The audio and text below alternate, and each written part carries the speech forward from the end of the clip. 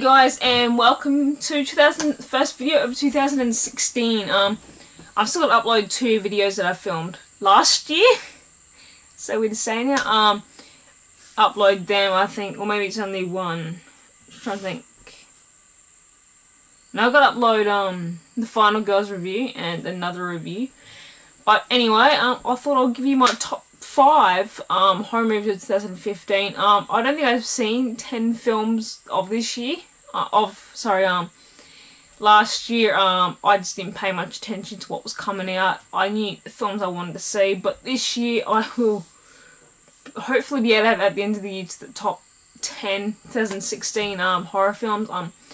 Yeah, I do plan on making a top 30 list, but I will go on what I do plan on doing for this year in another video. Anyway, so let's jump onto my top 5 horror movies. Yeah, because also living in Australia, we don't get a lot of films that come out this year. Last year, until this year, like Sinister 2, we're not getting, I think, until this month or maybe next month. So, yeah, it's just, we sort of get everything last minute, unless it's either made in Australia or New Zealand, then we seem to get it a bit earlier. Anyway, so coming at number 5 is actually a Kiwi film, and this film is done a lot differently to how other films are doing, and I really do like, I think, horror comedy from New Zealand. They actually really do know how to make a horror comedy film, and I guess for a lot of people it is the last place where you would really check. I think New Zealand is mostly notorious for the like Lord of the Rings and the Hobbit for like films that you turn to. Anyway, so this one is What We Do in the Shadows. Now, What We Do in the Shadows, I have reviewed this too, is pretty much it's a mockumentary about vampires living in Wellington and sort of how they go about living with humans and all that.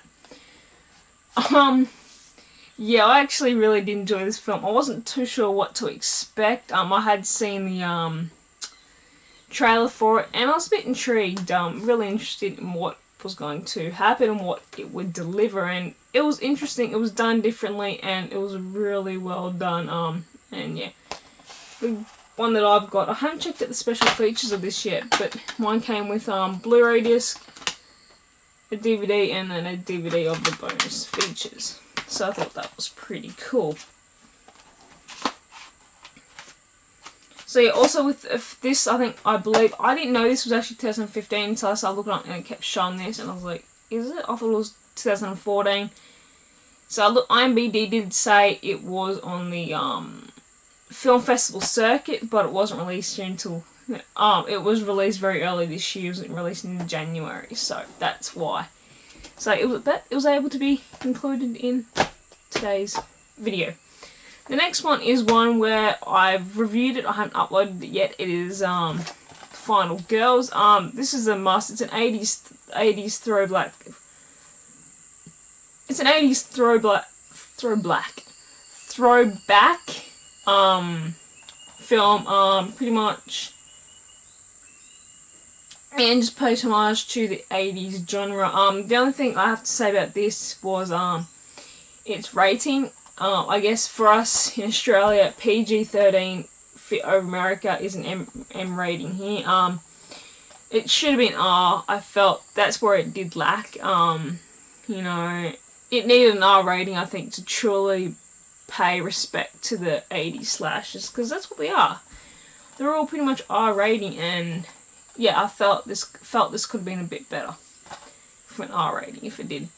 But anyway, coming at number 3 is an Australian film, and I think you all would have guessed. Yes, it is Charlie's Farm. I absolutely love this film. Like The Final Girls, it is a throwback to the 80s, but unlike this is the gore in this film is absolutely brilliant. You know, if you have not seen Charlie's Farm, I'd highly recommend it, especially if you love your 80s throwback slashers. This definitely is the film for you to check out. And I've got this thing. Have a look at this. Shit. Come on. Out of this. I actually got a Charlie's action figure. Which is so cool. I'm lucky enough for the director to Chris actually give me that. Really appreciate. It's getting a bit dusty over here. Anyway. So yeah, do check out Charlie's Farm. I highly recommend it. Number 2 is actually another one from another Australian director, but this one is overseas now, doing very well for himself. You know, hang on, no, sorry, forgot. It is directed by an Australian, but James Wan didn't direct Insidious 3. Instead, Lee Winnell, the writer, Australian screenwriter and director now, wrote this. I totally forgot about that. Just then I'm like, oh wait, no, Lee Winnell actually directed this. For me, I love the Insidious stories, and I was glad that Lee Winnell actually he was able to take over from this franchise because James had went on to do Fast and the Furious, and I was glad that because he's the writer and he's been with James throughout these ones, he was able to keep true to the storyline. And I felt if someone else jumped into it, they would have been, oh yeah, no. So it was good that Lee Winnell stayed true to this, or was able to come onto this project as a director, because we were able to get what we wanted.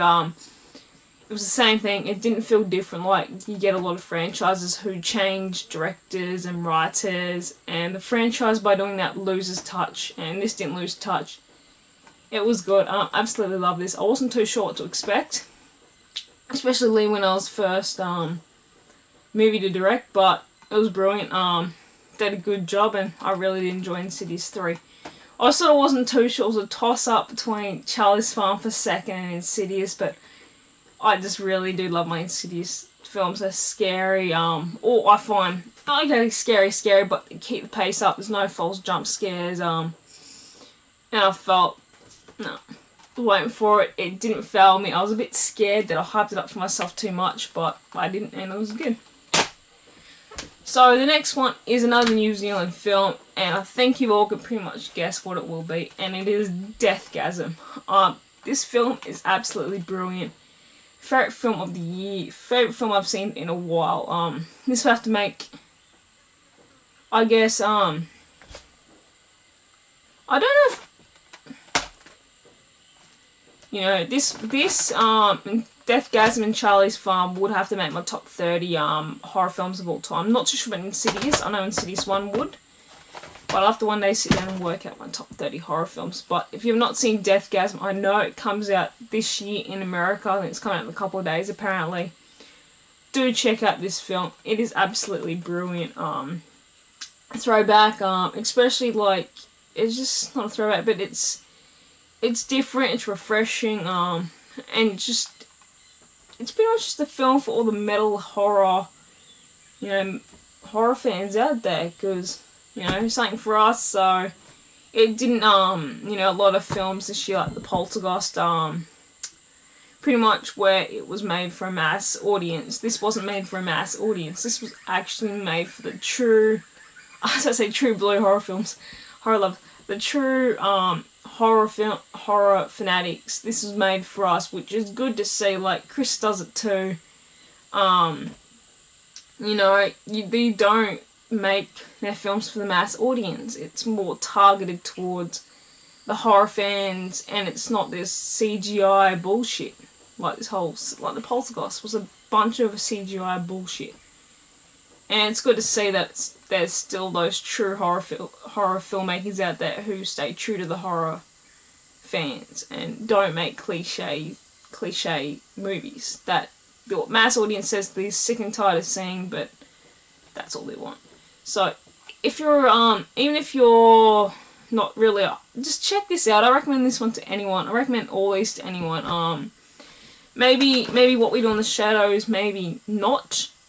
Maybe that's one. If you like mockumentaries and that, check that one out. But the rest, I'd say mass audiences have seen Insidious Chapter 3, but for the others, check out all these. I highly recommend them. And yeah, comment down below what your top 5 horror films of 2015 was, and I will see you all later with another. I might do a top 5 worst horror films. If I can, there might be one on there just to make the list. But yeah, anyway, I'll see you all later with another review. Goodbye.